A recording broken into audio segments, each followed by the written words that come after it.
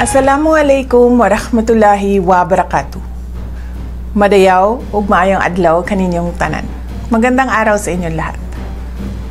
Mga kababayan, ang tinatamasa nating kalayaan ngayon ay bunga ng tunay at wagas na pagmamahal ng mga bayaning Pilipino sa ating bansa at ang magiting nilang paninindigan laban sa pang-aalipin ng mga dayuhan. Sa kanilang mga sakripisyo at pagbubuwis ng buhay ay natamasa natin ang kalayaan at namuhay tayo bilang bansang isinusulong ang sariling adikain, interes o pangarap.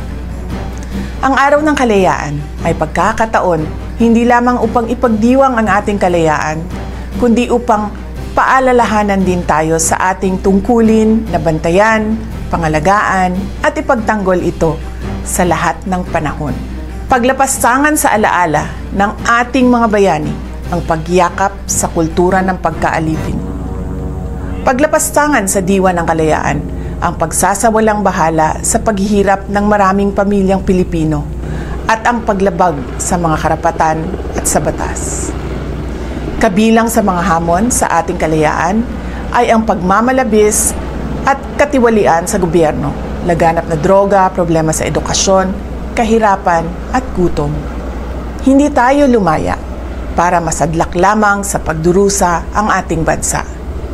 Hindi tayo lumaya para muling mawalan ng karapatan at maging alipin ng iilan. Ipinagmalaki natin sa mundo ang kalayaan ng mga Pilipino. Huwag nating isuko ang kalayaang ito sa mga taksil at walang malasakit sa ating mamamayan at sa ating bayan. Patuloy nating ipagtanggol ang ating kalayaan at kinabukasan mula sa mga mapang-alipin. Ang lahat ng ginagawa natin ay para sa Diyos, sa bayan at sa bawat pamilyang Pilipino. Syukran.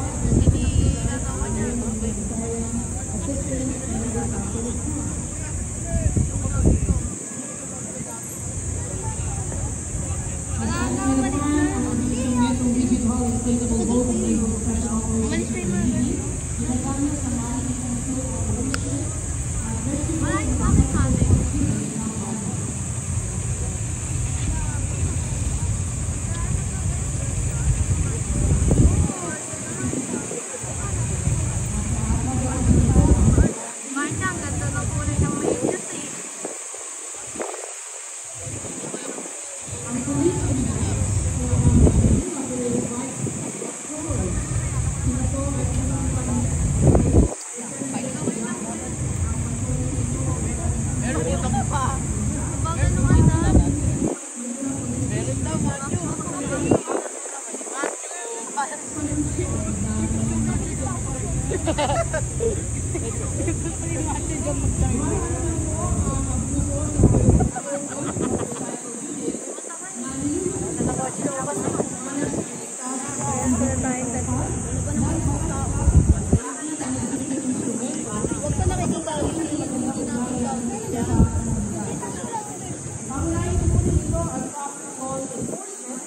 yan nasa ano natin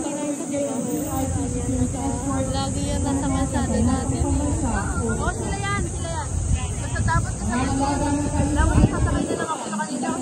Siguro ka na lang.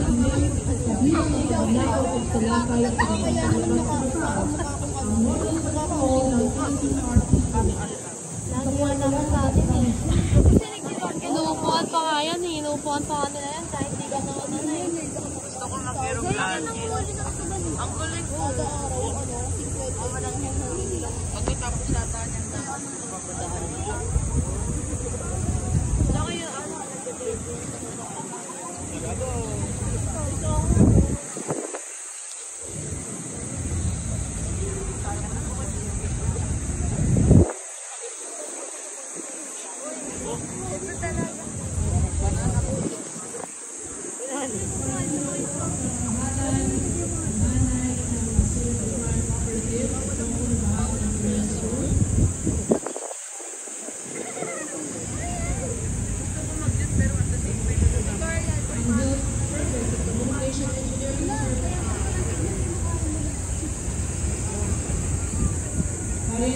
Special Operations Unit and PNP.